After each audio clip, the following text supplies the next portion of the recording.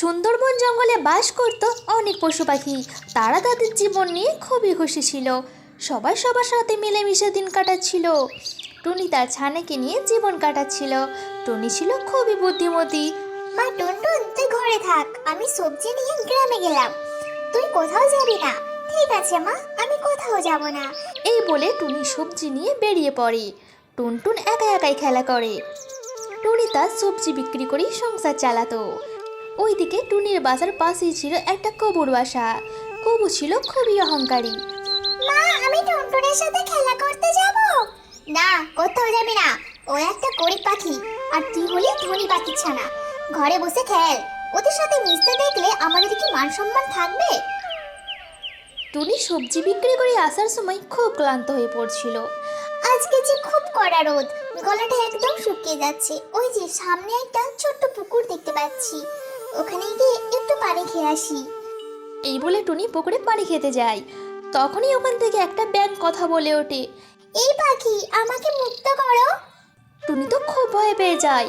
কে তুমি তুমি আমার সাথে কথা বলছো? আমি একটা পরী, একটা ডাইনি আমাকে ব্যাঙ বানিয়ে এই পুকুরে রেখে দিয়েছে। আমাকে মুক্ত করো। কিন্তু আমি তোমাকে কিভাবে মুক্ত করব? কামাখ্যা জঙ্গলে একটা পুরনো বাড়ি আছে, ওখানে একটা ডাইনি থাকে। আর ওই বাড়ির ভিতরে একটা মাটির কলসি আছে, ওই কলসির ভিতরে আমার জাদুকাঠি আছে। তুমি যদি সেটা নিয়ে আসতে পারো, তাহলেই আমি মুক্ত পাবো। কিন্তু আমি ওই ডাইনির কাছে পৌঁছাবো কি করে? আর আমি গেলেও তো আমাকে মেরে ফেলবে। আমি তোমাকে আমার কিছু শক্তি দ্বারা অদৃশ্য করে দিচ্ছি। তুমি ওখানে গেলে তোমাকে ডাইনি আর দেখতে পাবে না। ঠিক আছে পরি, আমি তোমাকে মুক্ত করে দেব। এই বলে টুনি ওই কামাখ্যা জঙ্গলের জন্য রওনা দেয়। এক সময় একটা পুরনো বাড়ি দেখতে পায়। এখানে তো একটাই পুরনো বাড়ি আছে, নিশ্চয়ই এটাই ওই ডাইনির বাড়ি। তখন টুনি সাথে সাথে অদৃশ্য হয়ে যায়। টুনি পুরো বাড়ি ঘুরে বেড়ায়, কিন্তু কলসি কোথাও খুঁজে পায় না। এমন সময় দেখে ডাইনি কলসি নিয়ে বসে আছে।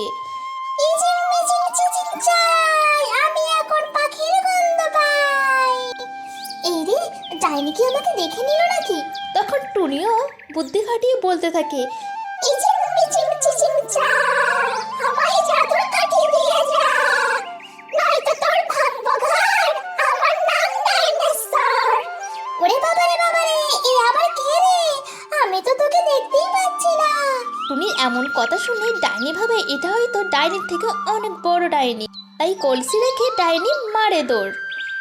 টুনি তখন জাদুর কাঠি এনে পরীকে দেয়, আর পরী ব্যাঙ থেকে পরী হয়ে ওঠে।